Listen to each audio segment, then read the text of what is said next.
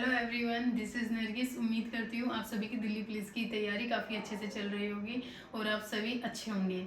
जैसे कि आप सभी को पता है, मैंने दिल्ली पुलिस कांस्टेबल के लिए 60 दिन का टारगेट रखा है कि इन 60 दिनों में हमें दिल्ली पुलिस का सिलेबस पूरा करना है और दिल्ली पुलिस के एग्ज़ाम को अच्छी तरह से देकर आना है और दिल्ली पुलिस का एग्ज़ाम क्रैक करना है। तो आज इसी जर्नी का हमारा डे है 22।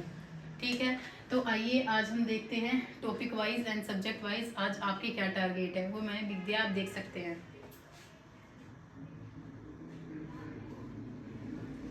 अगर हम हिस्ट्री की बात करते हैं, जैसे कि आप सभी को पता है, हमने कल भी हिस्ट्री के बारे में ही पढ़ा था। हिस्ट्री में मुगल साम्राज्य के बारे में, और आज भी हमारा चैप्टर मुगल साम्राज्य से ही रिलेटेड है। आपको ये पता होना चाहिए, हमारे मुगल साम्राज्य का बहुत ज़्यादा महत्व, बहुत ही इम्पोर्टेंस है हमारे इतिहास में। मुगल शासन की जो स्थापना की थी वो की थी हमारे बाबर ने, जब पानीपत का पहला युद्ध हुआ था। और पानीपत का पहला युद्ध हुआ था हमारा 1526 में। ठीक है, जब पानीपत का पहला युद्ध हुआ था उस वक्त इब्राहिम लोदी को बाबर ने हरा दिया था। और पानीपत के प्रथम युद्ध के बाद बाबर ने मुगल साम्राज्य की नींव रखी थी। फिर बाबर के बाद बहुत से शासक आए जिन्होंने मुगल साम्राज्य का विकास करने में, इस प्रशासन को का विस्तार करने में बहुत ज़्यादा महत्व निभाया। जैसे कि अकबर का जो शासन काल था वो आपको पता होना चाहिए, वो कब से कब तक था। अकबर का जो शासन काल था वो हमारा 1556 से लेकर 1605 तक था। ठीक है, तो आप मुगलों की अर्थव्यवस्था क्या थी, मुगलों ने वास्तुकला और कला का विकास किया था, और उनकी प्रशासन व्यवस्था क्या थी, इसके बारे में आप पढ़ेंगे। मुगल शासन का विस्तार किस तरीके से हुआ था, मुगलों ने कब से कब तक शासन किया था, इसी में आप बाबर, अकबर, इसी के साथ आप जहांगीर, औरंगजेब, हुमायूं वगैरह, इन सभी के बारे में आप पढ़ेंगे अच्छे से। वहीं अगर हम बात करते हैं पॉलिटी की, जैसे कि आप सभी को पता है, पॉलिटी में आज जो हमारा है वो है आकस्मिक निधि। आप सभी को ये पता होना चाहिए, हमने संचित निधि कर लिया था, अब है आकस्मिक निधि।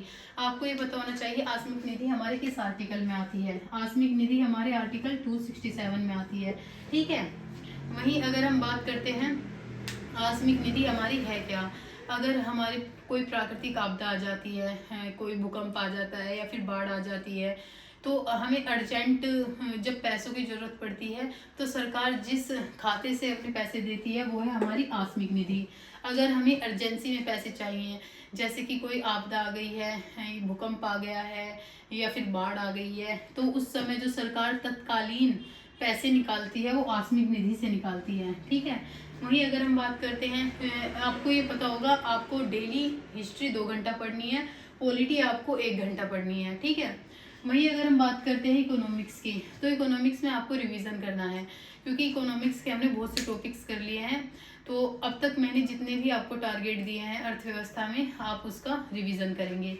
वहीं अगर हम बात करते हैं ज्योग्राफी की, ज्योग्राफी में आप करेंगे जलवायु के बारे में। जलवायु है क्या, हमारी किसी कोई जगह है, जैसे कि हमारा मध्य प्रदेश ले लीजिए आप, मध्य प्रदेश की जलवायु कैसी है, वहाँ का तापमान कैसा है, वहाँ की फसलें क्या उगती हैं, क्योंकि आपको ये बात पता होनी चाहिए, हमारी जलवायु का सीधा इम्पैक्ट हमारी फसलों पर पड़ता है।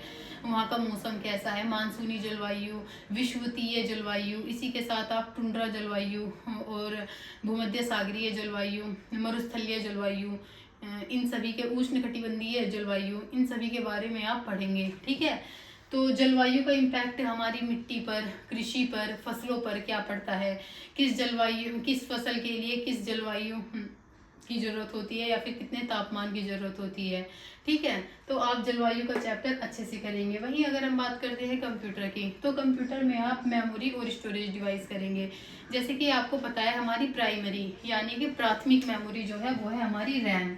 मैंने आपको कल भी बताया था, रैम यानी कि रैंडम एक्सेस मेमोरी, ये हमारी प्राइमरी या फिर प्राथमिक मेमोरी भी हम इसे कहते हैं। वहीं अगर हम बात करते हैं सेकेंडरी मेमोरी, सेकेंडरी मेमोरी हमारी होती है जैसे कि hard disk, SSD, USB drive. तो हमारी ये है प्राइमरी, प्राइमरी यानी कि प्राथमिक। प्राथमिक मेमोरी हमारी कौन सी है, रैम। वहीं अगर हम सेकेंडरी मेमोरी की बात करें, तो सेकेंडरी मेमोरी है हमारी एसएसडी, हार्ड डिस्क, और इसी के साथ एसएसडी, हार्ड डिस्क और हमारा यूएसबी ड्राइव। तो ये सब हमारी सेकेंडरी मेमोरी है। तो आप कंप्यूटर में मेमोरी एंड स्टोरेज अच्छे से करेंगे। वहीं अगर हम बात करते हैं रीजनिंग की, तो रीजनिंग में आज आप फिर से क्लासिफिकेशन का चैप्टर करेंगे, इसके प्रीवियस ईयर क्वेश्चंस लगाएंगे और ज़्यादा से ज़्यादा इसकी प्रैक्टिस करेंगे। वहीं अगर मैथ की बात करते हैं, मैथ में हमारे बहुत सारे टॉपिक एंड चैप्टर हो चुके हैं, तो आप उन्हीं का रिवीजन करेंगे। अब तक मैंने आपको पिछली क्लासेस में जितने भी टारगेट दिए हैं मैथ से रिलेटेड, जितने भी चैप्टर हमारे कंप्लीट हो चुके हैं, उन्हीं का आप थरली रिवीजन करेंगे। और आपको घबराने की ज़रूरत नहीं है, आपके जो एग्ज़ाम है वो जनवरी में आपके हो जाएंगे। तो मेहनत कीजिए और ज़्यादा से ज़्यादा अपना पढ़ाई पे ध्यान लगाइए, ठीक है। और अगर आपको ये वीडियो अच्छी लगी हो तो मुझे यूट्यूब पर सब्सक्राइब करें। थैंक्स।